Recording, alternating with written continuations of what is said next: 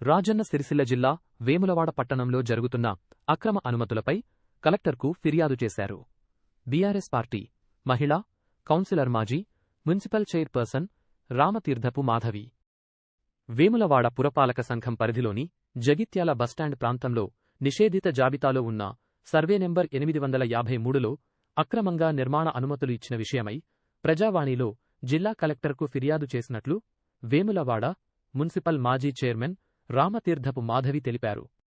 ఈ విషయమై మున్సిపల్ సమావేశంలో ప్రశ్నించినప్పటికీ సరైన సమాధానం రాకపోవడంతో కలెక్టర్కు ఫిర్యాదు చేశామన్నారు.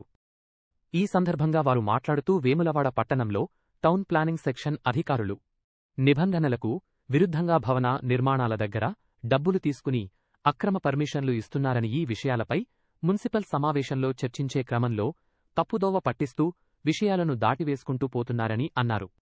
సంబంధిత అధికారులపై చర్యలు తీసుకోవాలని కోరారు.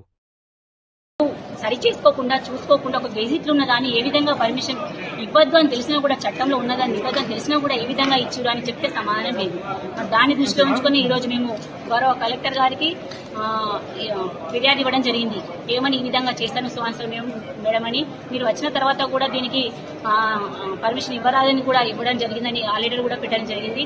వారేమంటున్నారంటే గెజిట్ తీసేస్తే పర్మిషన్ ఇవ్వచ్చు, కానీ మీరు ఈ విధంగా ఎలా ఇస్తారని కమిషనర్ కూడా అడగడం జరిగింది. దానికి సంబంధించిన వివరాలు పూర్తి స్థాయిలో తెలుసుకొని మరి ఈ ఆర్డర్ని క్యాన్సిల్ చేయడానికి కూడా కమిషనర్ గారు చెప్పడం జరిగింది.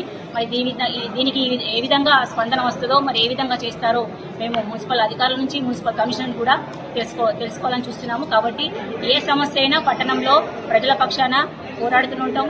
అవినీతి అక్రమాలు కూడా చాలా జరుగుతున్నాయి. ఏంటంటే సెట్ బ్యాక్ కాకుండా టౌన్లో కూడా సెట్ బ్యాక్ కాకుండా 2020 అని కట్ ఆఫ్ డేట్ ఉన్నప్పటికీ కూడా సెట్ బ్యాక్ కాకుండా కూడా పర్మిషన్లు ఇవ్వడం జరుగుతుంది. అట్లాంటి వాటిని కూడా మేము మున్సిపల్ ఆఫీసులో ప్రశ్నిస్తే మరి చాలా వరకు ఉన్నాయి, అవన్నీ చేయాలి, సెట్ బ్యాక్ చేయాలి, అవన్నీ కొలగొట్టాలంటున్నారు.